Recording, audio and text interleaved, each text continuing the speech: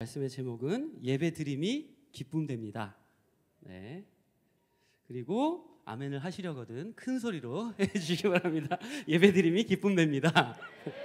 네. 그리고 부제로는 용서받은 것이 적은 사람은 적게 사랑합니다 라는 제목으로 은혜의 말씀 나누고자 합니다. 먼저 좀 길긴 한데요, 오늘 그 듣는 마음의 본문이죠. 누가복음 7장 36절 47절 36절부터 47절 말씀을 함께 한 목소리로 읽도록 하겠습니다. 참고로 버전은 표준 세번역입니다. 저희 듣는 마음이 있는 버전대로 같이 한번 제가 한 절, 여러분들이 한 절 교독하도록 하겠습니다. 바리새파 사람 가운데서 어떤 사람이 예수께 청하여 자기와 함께 음식을 먹자고 하였다. 그래서 예수께서는 그 바리새파 사람의 집에 들어가셔서 밥상 앞에 앉으셨다.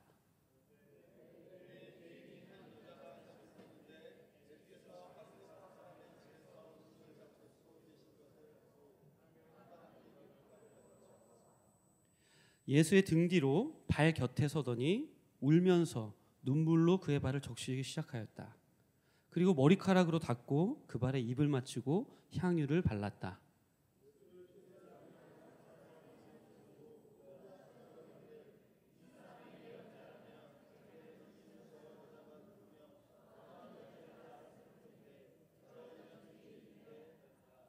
예수께서 그에게 말씀하시기를 시몬아 내게 할 말이 있다 하시니 시몬이 말하기를 선생님 말씀하십시오 하였다. 예수께서 말씀하셨다.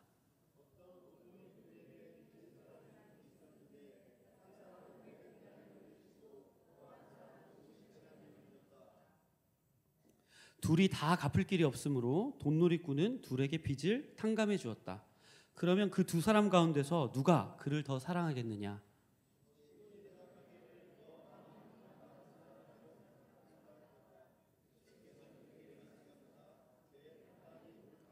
그런 다음에 그 여자에게로 몸을 돌리시고 시몬에게 말씀하셨다. 너는 이 여자를 보고 있느냐? 내가 내 집에 들어왔을 때 너는 내게 발 씻을 물도 주지 않았다. 그러나 이 여자는 눈물로 나의 발을 적시고 자기 머리카락으로 닦았다.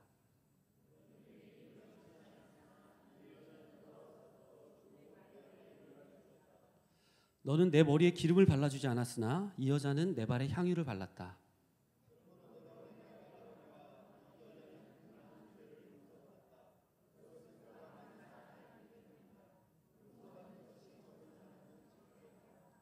아멘. 아멘. 오늘 말씀에는 등장인물이 두 명 등장합니다. 먼저 첫 번째는 시몬, 그리고 두 번째는 죄인인 한 여자. 여기에 대해서 제가 이해를 돕기 위해서 간단하게 정리를 해봤는데요. 한번 화면 띄워주시겠어요? 네, 보이시나요? 먼저 바리새인인 시몬, 영어로 하면 사이먼이죠. 그리고 여자는 워먼 해서 먼자 돌림으로 한번 맞춰봤습니다. 자, 네, 먼저 시몬은 바리새인이었죠. 그 당시 바리새인은 어떤 사람들이었습니까? 율법을 엄격히 지키면서 유대인들의 존경을 받는 사람들이었습니다. 반면에 이 여인은 죄인이라고 나오죠. 동네에 죄인인 한 여자가 살고 있었다. 마을에서 공식적인 죄인인 거예요. 누구나 죄인인 줄 아는. 두 번째, 자세를 보면 이 바리새인 시몬은 좀 의심하며 판단했던 자세였던 것 같아요. 39절에 보면 이 사람이 진짜 예언자라면 발을 씻기는 여인이 죄인인 줄 알았을 텐데, 또 예수님 말씀에도 너는 내가 들어왔는데 발 씻을 물도 주지 않았다 말씀하시죠. 그런 걸 보면 그 자세를 알 수 있고요. 두 번째, 이 여인의 자세를 보면 전적으로 의지하며 사모하는 자세. 44절에 보면 눈물로 발을 씻고 입 맞추기를 멈추지 않았다. 이런 거 경험해 보신 분 계신가요 혹시? 네, 우리가 쉽게 경험하지 못할 만큼 그렇게 전적으로 의지하며 사모하는 자세를 갖고 있었습니다. 마지막으로 이 시몬은 예수님을 구세주로는 믿지 않았던 것 같아요. 선생이라고는 부르지만 구세주는 믿지 않았죠. 그 전에 저희가 듣는 마음을 계속 하셨으니까 앞에 좀 보면 16절에서 17절을 보면 이 한 과부의 나인성의 과부의 아들이 죽었는데 그 죽은 아들을 살리시는 얘기가 나오죠. 그 뒤에 말씀에 보면 이 소문이 온 유다에 퍼졌더라 이렇게 나옵니다. 그 얘기를 들었기 때문에 이 바리새인인 시몬은 모를 리가 없었겠죠. 그래서 알아보고 싶은 마음이 있었던 것 같아요. 그런데 실제로 구세주로 믿진 않았죠. 그 자세들을 보면. 하지만 중요한 사실은 예수님은 이 시몬이 식사에 초대했을 때 응하셨다는 거예요. 응하셔서 부드러운 음성으로 가르쳐주고 계십니다. 그리고 마지막으로 또 이 여인은 예수님께 모든 희망을 걸고 구세주로 믿고 있었던 것 같습니다. 메시아로 믿었기에 당시에 그렇게 갑자기 들어와서 전혀 처음 보는 남성의 발에 입을 맞추고 향유를 붓고 이런 행동이 사실은 그 시대 문화에서 허용되지 않는 문화였거든요. 그런데도 불구하고 그렇게 할 수 있었던 것은 메시아로 믿었기 때문이 아닌가 그렇게 추측해 볼 수 있습니다. 또 예수님께서 이제 그것은 이 성경에 나오는 등장인물이고 예수님께서 해주시는 이야기가 있죠. 시몬에게. 그 이야기에는 500데나리온 탕감받은 자 그리고 50데나리온 탕감받은 자가 나오죠. 이 이해를 돕기 위해서 제가 500데나리온 한번 계산을 해봤습니다. 1데나리온이 하루 품삯인데요. 2019년 최저임금이 8,590원이더라고요. 시간당. 그래서 하루에 9시간 일한다고 계산해서 8,590원 곱하기 9는 77,310원. 그리고 500데나리온은 500일 동안 버는 품삯이니까 500을 곱해보면 3,865만 5천 원이 나옵니다. 거의 한 3,900만 원 정도 탕감받은 사람과 한 390만 원 정도 탕감받은 사람이 나오죠. 여기에서 예수님께서 얘기해 주실 때 이 500데나리온, 50데나리온 탕감받은 사람 얘기하면서 시몬이 스스로를 돌아보게 하시는 이야기죠. 이 얘기를 들을 때 여인은 자기 스스로를 어떤 사람이라고 여겼겠습니까? 500데나리온 빚진 자라고 당연히 여겼겠죠. 죄인인 여인은. 시몬은 어떻게 여겼겠습니까? 스스로는 자기를 나는 그래 죄를 아예 안 질 수는 없으니까 한 50데나리온 빚진 자일까? 특별히 히브리어에서 빚이라는 개념은 그 주기도문에서도 빚이 나오는데 그게 어디 나오냐면 우리가 우리 죄 지은 자들을 사해 준 것 같이 우리 죄를 사해 주시고 영어로 보면 forgive our debtor라고 하거든요. 그 빚은 죄와 관련이 돼 있어요. 히브리어적인 개념에서. 자, 이 시몬은 50데나리온 탕감받은 자랑 비슷하다고 여겼을 거예요. 얘기를 들으면서. 하지만 실상은 어떻습니까? 사실 우리 모두가 500데나리온 그보다 더 빚진 자이죠. 배경에 대한 설명을 대략적으로 드렸는데요. 오늘 본문을 보면 예수님께서는 탕감받은 자들의 이야기를 통해서 시몬이 스스로를 돌아보게 하십니다. 그래서 오늘 이 시간 우리도 이 누가복음 말씀을 통해서 우리 스스로를 말씀에 비춰보는 그런 시간 되기를 원합니다. 그러면 스스로 볼 때 본격적으로 이 시몬과 여인, 아까 표로 제가 비교를 드렸는데 나는 어느 쪽이신 것 같습니까? 여러분. 비교가 잘 쉽게 안 되시면 실제적으로 오늘 이 금요예배 자리에 나오실 때 여러분 어떤 마음으로 나오셨습니까? 이 죄인인 한 여인과 같이 진짜 예수님밖에 소망이 없다.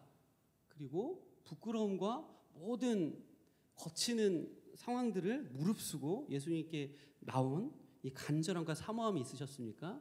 아니면 시몬과 같이 고자세를 취하면서 얼마나 예배가 좋을지, 예배팀이 잘할지, 얼마나 말씀을 잘 전할지 이런 것들을 예배를 보는 판단자적 또는 소비자적인 입장으로 예배에 나오셨습니까?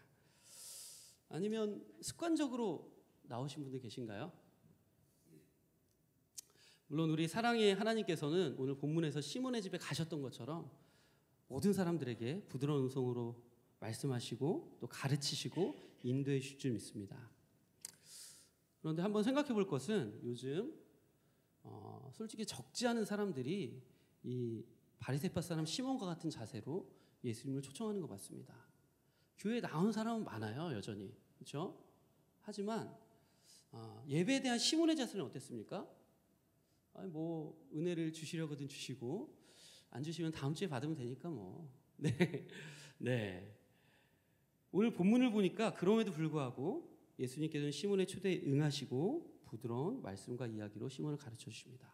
하지만 이런 자세로는 예수님께 칭찬을 받지 못합니다. 그 자세에서 돌이키지 않는 한 우리는 영적인 유익을 절대로 얻을 수가 없습니다. 시몬 같은 사람들은 기대감이 없고 간절함이 없죠. 자기가 이미 유대인에서 존경을 받고 있어요. 내 행위로 율법을 완전하게 지키고 있다고 자부하는 사람들입니다. 겸손히 배우려는 자세가 그렇기 때문에 사라진 지 오래예요. 우리도 가끔 신앙의 연수가 오래되다 보면, 참고로 저도 이제 모태신앙인데, 그러다 보면 또 특별히 교회에서 섬기는 일을 많이 하다 보면은 자기도 모르는 사이에 내가 하나님과 가까이 있다는 착각을 하기가 쉽습니다. 하지만 정말 그런지 돌아볼 필요가 있죠. 교회를 오래 다녔다고 내 생활이 도덕적으로 깨끗하다고 또 봉사를 많이 한다고 어려운 이웃들을 많이 도왔다고 자동으로 하나님과의 친밀함이 생기는 것입니까? 하나님과의 친밀함은 영적인 차원이고 위로부터 부어지는 것입니다. 다시 말해서 우리가 어떤 행위로 얻어낼 수 있는 것이 아니에요. 존재적인 것입니다. 이번 2020년의 조이풀은 무엇보다 무언가 많이 하는 doing보다 아버지와의 친밀함으로 영적인 생명력을 풍성히 준비하는 being의 한 해가 되기를 원합니다. 오늘 하나님께서 주시는 말씀을 통해서 무엇보다 아버지의 집을 사모해서 이 자리에 나와서 위로부터 부어지는 평강과 치유와 회복과 또 돌파 그리고 모든 하늘의 풍성한 것들을 경험하게 되시기를 주님의 이름으로 축복합니다. 아멘. 네, 그럼 잠시 눈을 돌려서 오늘 본문에 나오는 여인을 좀 집중해서 보았으면 좋겠습니다. 이 여인이 어떤 여인이었습니까? 앞서 잠시 말씀드렸던 대로 죄인이라는 꼬리표가 붙은 여인이었죠. 그 당시 고대 근동 이스라엘 사회에서는 회당 중심이었고 그리고 남성 중심의 공동체 사회였습니다. 정말 옆집에 숟가락이 몇 개 있는지 애가 어떤 상태인지 다 알고 있었어요. 예? 그런데 그 또한 남성 중심의 사회에서 한 여인, 그것도 죄인이라고 낙인 찍힌 그 여인의 삶이 어떠했을지 한번 생각해 보시기 바랍니다. 여러분들 학교에서 왕따를 당하는 것도 사실 견디기가 힘든 일이잖아요. 근데 이 죄인이라고 낙인 찍힌 이 여인은 24시간 모든 곳에서 무시당하고 외면당하고 심지어는 율법에 보면 부정한 사람이 앉았던 자리에 앉아도 부정이 옮겨진다고 나와요. 그러면 그 사람이 앉은 자리까지 피하는 그런 상황에 있는 여인이었습니다. 무슨 죄인지는 성경에 정확히 나와 있지 않지만 그것이 무슨 죄였든지 단 한순간의 실수로 인생이 완전히 무너져 내린 거예요. 아무도 말을 건네는 사람은커녕 그 여인을 만지기도 또 마주치기도 눈을 마주치기도 싫어하는 그런 상황이었을 겁니다. 그런데 어느 날 이 여인이 사람들이 모여서 얘기하는데 한 선지자에 대한 이야기를 하는 것을 들었습니다. 멀지 않은 나인이라는 마을에 한 과부의 아들이 죽었는데 그 아들의 장례 행렬 중에 죽었던 아들을 살려내서 과부에게 돌려준 사람이 있다는 놀라운 이야기였습니다. 처음에는 믿기지가 않았지만 이 이야기를 하는 사람들이 한두 명이 아니라 여러 곳에서 똑같은 얘기를 하는 거예요. 또 심지어 그분이 우리 마을에 와서 마을에서 존경받는 바리새인인 시몬의 집에서 저녁 식사를 하신다는 이야기를 들었습니다. 죽음같이 어둡던 이 여인의 마음속에 한 줄기 소망의 빛이 들어옵니다. 혹시 아무 곳에서 소망을 찾을 수 없는데 혹시 이분이라면 나의 죽음 같은 절망적 상황을 바꾸어 주실 수 있지 않을까? 그런데 그분에 가려고 보니까 수중에 아무것도 드릴 것이 없는 거예요. 그래서 고민하던 중에 그래도 이 여인은 한 여자로서 결혼을 준비하면서 평생 동안을 모아두었던 값비싼 향료가 있었습니다. 이거라도 드려서 내 삶을 고쳐달라고 말씀드려 봐야겠다. 그런 마음으로 드디어 이 여인이 용기를 내서 바리새인 시몬의 집까지 찾아갑니다. 그런데 상황은 처음부터 쉽지가 않습니다. 죄인이라는 딱지가 붙은 신분으로 그 존경받는 바리새인의 집에 들어가는 것 자체가 사실은 받아들여지지 않는 상황이었습니다. 하지만 출입을 막는 하인들의 방해를 뿌리치고 집 안으로 이 여인이 급히 들어갑니다. 그리고 어떻게 보면 낯선 그분의 뒤에 섭니다. 그런데 그 순간, 짧은 순간에 갑자기 마음이 뜨거워지면서 왠지 모르게 눈물이 쏟아집니다. 정확히 이해할 수는 없지만 이분은 정말 나를 구해주실 수 있는 분이라는 강한 확신이 듭니다. 감사와 경외감이 섞인 주체할 수 없는 눈물로 그분의 발 앞에 엎드려서 한참을 울었습니다. 그리고 급하게 오고 또 인파를 해치고 오느라 수건이 없어서 머리카락으로 그분의 발을 닦아드리고 준비해온 향유로 그분의 발을 향유를 발라드립니다.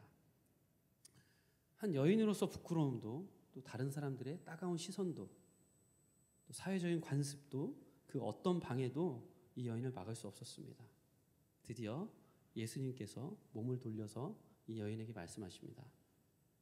너의 죄가 사함을 받았다. 내 믿음이 너를 구원하였다. 평안히 가라. 오늘 본문에 나온 상황을 저희 상상력을 최소한으로 더해서 재구성해 본 이야기입니다.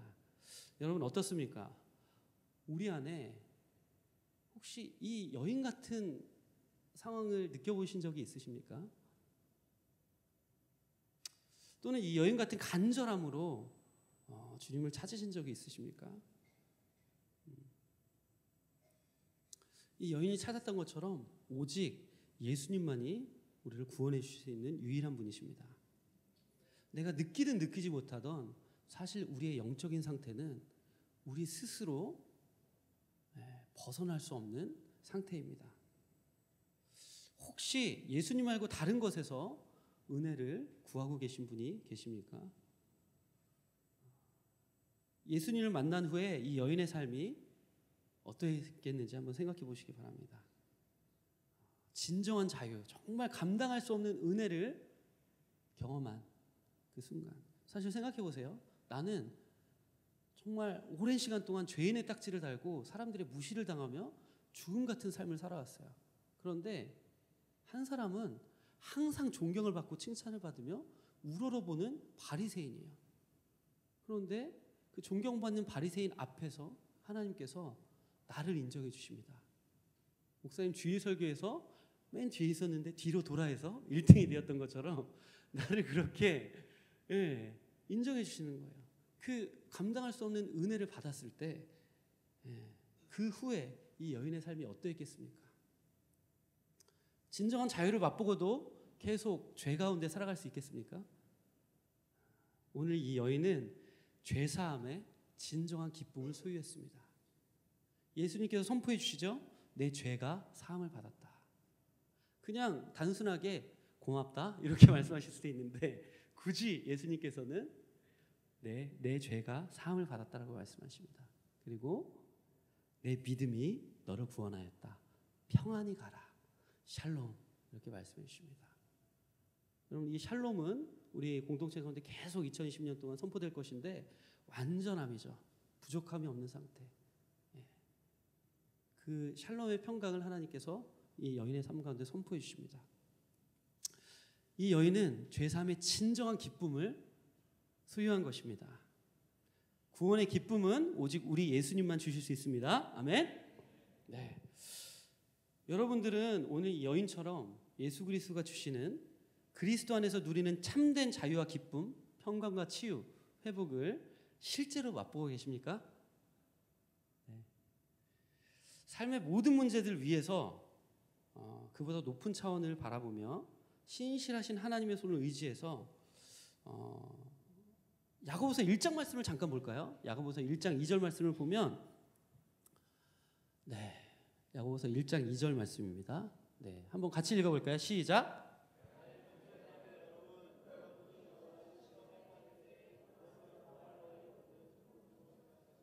아멘. 아멘. 시험에 빠졌는데 그것을 더할 나위 없는 기쁨으로 여기라고 하세요. 이 말씀이 무슨 말씀입니까? 하나님이 정말 어떤 분인지 경험하고 맛본 자만이 이 말씀을 실제적으로 살아낼 수 있습니다. 아멘. 하나님이 신실하십니다. 우리의 그 어떤 문제보다 크십니다. 아무리 절망적인 상황이라도 하나님은 그 절망과 죽음을 생명과 회복으로 이끄실 수 있는 분이십니다. 아멘. 우리의 모든 상황을 통해서 하나님께서 원하시는 것은 좋으신 아버지잖아요. 예수님도 반복해서 제자들에게 말씀하시는 것이 하물며 너희 아버지일까 보냐. 염려하지 말라고 많이 말씀하시죠. 그러면서 강조하시는 것이 하물며 너희 아버지일까 보냐. 오늘 본문에서도 뭐라고 나오죠? 500데나리온을 돈놀이꾼에게 비쳤다고 나오죠. 예수님께서 가만히 보면 비유하실 때 하나님 아버지에 대해서 비유하실 때 오늘은 그 빚, 죄를 사하시는 분이 누구세요? 하나님이시죠. 하나님을 돈놀이꾼으로 비교하세요. 그리고 그 불의한 재판관에게 또 간청하는 과부의 비유에서는 불의한 재판관을 하나님 위치에 놓습니다. 무엇입니까? 불의한 재판관도 그 여인이 간청하면 들어준다. 이 돈놀이꾼도 이렇게 탕감하여 준다. 하물며 너희 아버지일까 보냐. 들의 핀꽃들도 솔로몬의 영광보다 더 귀하게 하나님께서 입히십니다. 하물며 너희일까 보냐. 그렇게 좋으신 하나님 아버지, 그리고 모든 상황들을 생명으로 바꾸실 수 있는 전능하신 아버지께서 우리 삶 가운데 시험을 주세요. 고난과 고통을 주세요. 그럼 우리가 이해할 수 없지만 더 깊은 뜻 가운데 우리의 영을 더 살리시기 위한 방법이 아니겠습니까? 그것을 바라보며 신실하신 하나님의 손을 의지해서 여러 가지 시험을 당하거든 온전히 기쁘게 여기라는 이 말씀의 실제를 맛보는 여러분 되시길 축복합니다. 우리 여기 이 자리에는 장년부와 또 다음 세대들이 같이 또 예배를 드리고 있는데요. 어머니, 아버지 세대이신 장년부 여러분들께 도전하기 원합니다. 여러분들은 자녀들에게 어떤 유산을 물려주기 원하십니까? 많은 것들이 있겠지만 사도행전 26장 29절을 보면 사도 바울이 아그리빠 왕에서 담대하게 선포하는 것을 볼 수 있는데 이렇게 얘기해요. 자신이 메인 사슬 외에는 모든 사람이 저와 같이 되기를 원합니다 라고 얘기하고 있습니다. 여러분도 자녀들에게 이렇게 자랑스럽게 자신 있게 이야기할 수 있습니까? 나와 같은 사람이 되라 이야기하실 수 있습니까? 그러기 위해서는 정말 예수님의 능력의 실제를 소유해야 되지 않겠습니까? 여기 계신 모든 우리 아비세대, 어미세대, 조이풀 성도분들께서는 예수님의 능력의 실제를 소유하고 무엇보다 귀한 믿음의 유산을 물려주실 수 있는 복된 부모님들이 되시기를 축복합니다. 아멘. 그리고 다음 세대 여러분들께 또 저도 도전하고 싶습니다. 여러분들은 무엇에서 기쁨을 느끼십니까? 요즘 뉴스 또 청년 일부에서 배틀그라운드라는 게임이 선풍적인 인기를 끌고 있다고 제가 들었는데 그 게임에서 기쁨을 누리고 있습니까? 또는 이제 자매님들은 모르겠어요. 뭐 드라마 아니면 옷, 어떤 곳에서 기쁨을 좀 느끼고 계십니까? 오늘 본문에 나오는 여인이 받은 기쁨은 죄 사함으로부터 오는 존재적인 기쁨이었습니다. 상황에 따라 기쁨이 있다가 없어지는 것이 아니라 늘 정말 샘처럼 터져나오는 기쁨이었습니다. 이 죄사함은 거듭남을 이야기하는데 다시 태어나는 것, 고쳐서 쓰는 것이 아니라 완전히 새롭게 되는 거예요. 이것은 오직 예수님만 주실 수 있는 것입니다.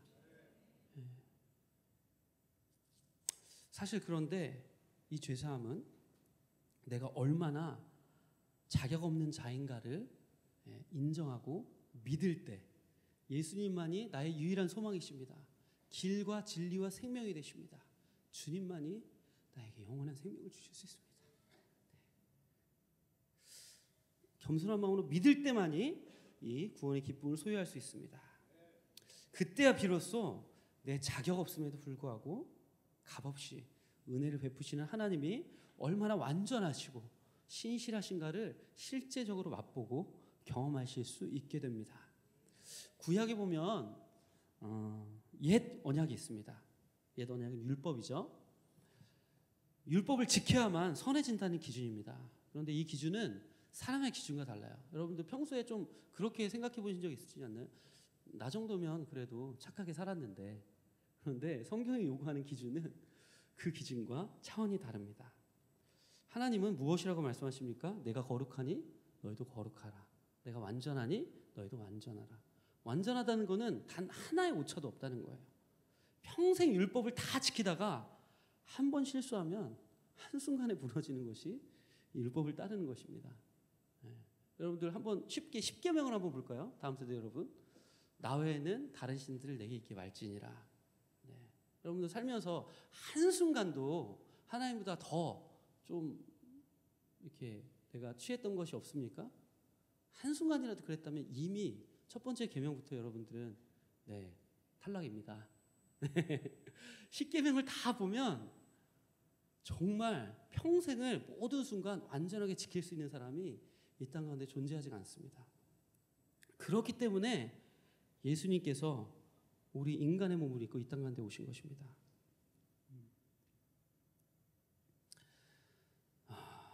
예수님은 이 땅에 오셔서 우리의 모든 부족과 결핍을 다 지시고 유월절 어린 양이 되셨습니다. 십자가에서 죽으시고 부활하셔서 우리에게 영원한 생명을 주셨습니다. 이 길이 유일한 길입니다. 이 십자가에서 흘리신 보혈에 대해서 조금 더 살펴봤으면 좋겠는데 이 보혈의 능력은 우리가 찬양을 많이 하지만 실제 능력입니다. 출애굽기 12장 22절을 보면 유월절 사건이 나오는데 이때 죽음의 사자가 집집마다 돌면서 모든 집의 첫째 아들을 죽이게 됩니다. 그때 어린 양의 피를 문설주에 바른 집만 죽음의 사자가 넘어가게 되죠. 자, 이것이 유월절 사건인데 이 시대에 예수님께서는 스스로 어린 양이 되셔서 그 보혈의 능력을 믿음으로 취하는 자들을 덮으시고 모든 죽음의 영향력으로부터 보호해 주십니다. 그래서 누가복음 22장 20절에 보면 주님께서 잡히시기 전날 밤에 제자들과 만찬을 나누시며 잔을 들고 이것은 내 새 언약의 피라고 말씀하신 것입니다. 오늘 누가복음 7장에 나오는 이 여인은 가장 절망적인 상황에서 예수님이 유일한 소망을 붙들었습니다. 요즘 세상이 참 쉽지가 않죠. 다음 세대 여러분들은 입시의 문을 통과해야 되는데 어렵게 입시의 문을 통과했는데 그 다음에 무엇이 기다리고 있습니까? 취업에 또 난이 기다리고 있죠. 전쟁 같은 취업을 가까이서 통과를 했어요. 무엇이 기다리고 있습니까? 결혼을 해야죠. 네. 결혼을 했는데 이게 결혼을 하려고 보니까 솔직히 견적이 안 나오죠. 이 정도 금액으로 내가 전세방이라도 구할 수 있나? 사실 막막한 것이 현실입니다. 그렇기 때문에 뭐 5포 세대가 7포 세대다 포가 자꾸 늘어나잖아요. 그런 세대인데 하지만 이때 중요한 것은 진정한 안정감, 진정한 기쁨의 근원이 어디에 있냐는 것입니다. 우리가 가장 세계 인류의 회사에 들어가고 가장 예쁜 아내를 만나고 가장 멋진 남편을 만나는 것이 우리의 영원한 안정감이 될 수 있습니까?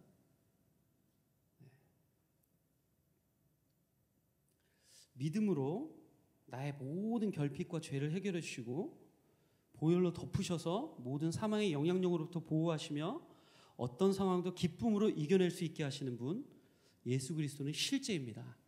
그 예수 그리스도를 붙드시기 바랍니다. 남는 시간에 겨우 예배만 나오는 것이 아니라 여러분 삶에 실제적으로 진짜 예수님의 능력을 맛보고 하나님의 자녀답게 사시기를 축복합니다.